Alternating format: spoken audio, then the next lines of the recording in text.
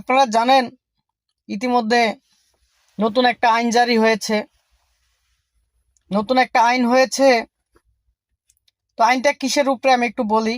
আমি একজন পেশায় ড্রাইভার, আমি একজন গাড়ি চালক। তো আইনটা হয়েছে গাড়ির উপরে। তো আইনটা কি? রাজধানীর 5টি এলাকায় হর্ন বাজানো নিষেধ। তো হর্নগুলো কোন কোন এলাকায় বাজাতে পারবেন না, সেই এলাকাগুলোর একটু নামগুলো আপনাদেরকে বলি। উত্তরা এয়ারপোর্ট, নিকুঞ্জ, গুলশান, বনানী, বারিধারা, নিকেতন, এইসব এলাকাগুলোয় হর্ন বাজানো নিষেধ। এখন আমার প্রশ্ন হচ্ছে, এই এলাকাগুলোয় হর্ন বাজানো নিষেধ মানে হচ্ছে এই এলাকাগুলো মানুষ থাকে, এই এলাকাগুলো মানুষ বসবাস করে। আর বাকি যে অন্য এলাকাগুলো আছে, এই এলাকাগুলো গরু ছাগল বসবাস করে, এগুলো মানুষ না। বুঝতে পেরেছেন আমার কথা? মানে এই এলাকাগুলোই মানুষ বসবাস করে, আর বাকি অন্য এলাকাগুলোই আপনার গরু ছাগল বসবাস করে। তো এখন বিষয় হচ্ছে ভাই, এই যে একটা আইন পাশ হলো, এই আইনটার কোনো বিজ্ঞপ্তি নাই। অনেক ড্রাইভাররা আমরা জানি না। আমরা ইতিমধ্যেই এয়ারপোর্টের ভিতরে হর্ন বাজানো নিষেধ এই বলে আপনার প্রতিদিন 10 থেকে 15টা গাড়ি মামলা খাচ্ছে। কারণ অনেক ড্রাইভাররা ঢাকার বাইরের থেকে আসতেছে বা ঢাকার বাইরে থাকে, তারা জানেই না যে এইসব এলাকায় হর্ন বাজানো নিষেধ।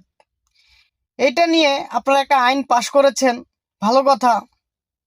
তবে এটা তো আপনার সার্কুলার করার দরকার। আপনার টিভি চ্যানেলে, নিউজে বা বিভিন্ন জায়গায় পোস্টার লাগানো, মানে মানুষকে আগে জানানো উচিত, তারপরে এটা বাস্তবায়নে যাওয়া উচিত ছিল। ঠিক আছে, আপনারা আইন পাশ করেন, আমার কোনো সমস্যা নাই। এখন আমার কথা হলো, আইন শুধু যারা গাড়ি চালায় বা যারা গাড়ির মালিক তাদের জন্য, পথচারীর জন্য বা সাধারণ জনগণের জন্য কোনো আইন নাই। আপনার মেন রাস্তায়, হাইওয়ে মেন রাস্তাগুলোর মধ্যে অটোরিকশা চলে, সেগুলো বন্ধ করতে পারতেছেন না। এবং মেন রাস্তাগুলোয় সিএনজি চলে, সেগুলো বন্ধ করতে পারতেছেন না। তারপরে হচ্ছে ঢাকার বাইরে কিছু এলাকায় মেন রাস্তার উপরে নসিমন চলে, করিমন চলে, সেগুলো বন্ধ করতে পারতেছেন না। আপনি হর্ন বাজানোর পিছে লাগিয়ে গেলেন।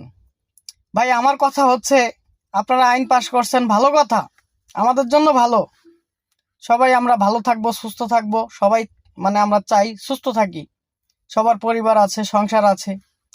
এখন কথা হলো, রাস্তায় যারা পথচারী চলাচল করে, হাঁটাচলা করে, তারা ফুটপাত রেখে রাস্তা দিয়ে চলাচল করে। তাদেরকেও যদি আমি হর্ন না দেই, তাহলে তারা কিভাবে সরবে? প্লাস যেখানে জেব্রা ক্রসিং নাই, সেখান দিয়ে মানুষ পারাপার হয় রাস্তা। তারপর হচ্ছে ফুট ওভারব্রিজ থাকা সত্ত্বেও মানুষ রাস্তা দিয়ে পারাপার হচ্ছে। তো আমি যদি সেগুলো হর্ন না দেই, তো সেই মানুষগুলোকে আমি কিভাবে সতর্ক করব? এটার একটু ব্যাখ্যা দিবেন আপনারা, যারা জ্ঞানী ব্যক্তি আছেন, আপনারা এটার একটু ব্যাখ্যা দিবেন। দ্বিতীয় কথা হচ্ছে, মানে যত দোষ সব ড্রাইভারদের। এখন আমি হর্ন না বাজানোর পরে একটা মানুষ যদি না দেখেও আমার গাড়ির সামনে চলে আসে, বা আমার গাড়ির সামনে পড়ে যায়, বা আমার গাড়িতে একটা ধাক্কা খায়, সেই ক্ষেত্রে দোষটা কার হবে? ড্রাইভারের দোষ হবে। সেক্ষেত্রে ড্রাইভারের দোষ, ড্রাইভার ভালো না। ভাই এগুলো আপনারা আইন করতে পারেন, কিছু কিছু আইন এগুলো আমি মানতে পারি না। অন্তত দেশের কে মানে না মানে আমি জানি না, মানে আমার মানতে একটু কষ্ট হয়ে যায়। আপনারা যে হুডাট আইনগুলো পাশ করেন, সেই আইনগুলো মানে এগুলো আমার যুক্তি মতো আসে না, আমার মাথায় আসে না। এই যে আপনার 2018 সালে যে ডিজিটাল আইনে আপনার সড়ক দুর্ঘটনায় 2টা ছাত্র মারা যাওয়ার পরে, ছাত্র আন্দোলনের পরে যে আইনগুলো পাশ করেছেন, সেই আইনগুলো আপনার কতটুকু যুক্তির সম্বন্ধ হয়েছে আমি জানি না। আমার কাছে মনে হয় না এই সিদ্ধান্তটা সঠিক হয়েছে। কারণ হচ্ছে যে আপনারা গোড়া না ঠিক করে আগা ঠিক করতেছেন। ড্রাইভাররা নিয়মকানুন মানে না, প্লাস ড্রাইভাররা আপনার উল্টাপাল্টা গাড়ি চালায়, এই জন্য আপনারা এই আইনগুলো পাশ করেছেন। এখন আমার প্রশ্ন হচ্ছে, আপনারা যখন একটা ড্রাইভারের লাইসেন্স দেন তখন ভালো করে তথ্য নিয়ে যাচাই বাছাই করে লাইসেন্স দেন। তার শিক্ষাগত যোগ্যতা, সে কতটুকু মানে বাংলাদেশে ড্রাইভিংয়ের জন্য যোগ্য, সেটা যাচাই বাছাই করে লাইসেন্স দেন। আপনারা সেই জিনিসগুলো না দেখে আপনারা একটা মানুষ টাকা দিচ্ছে, তাকে লাইসেন্স দিয়ে দিচ্ছেন বাসায় এনে। এখন সেই লোকটা রাস্তায় এসে উল্টাপাল্টা গাড়ি চালাবে না, নিয়ম অমান্য করবে না, তা কে করবে? তো এই কথাগুলো আসলেই কাকে বলবো, আর কাউকে বলার কিছু নাই। আরও অনেক কথা, সেগুলো বলতে চাই না আর।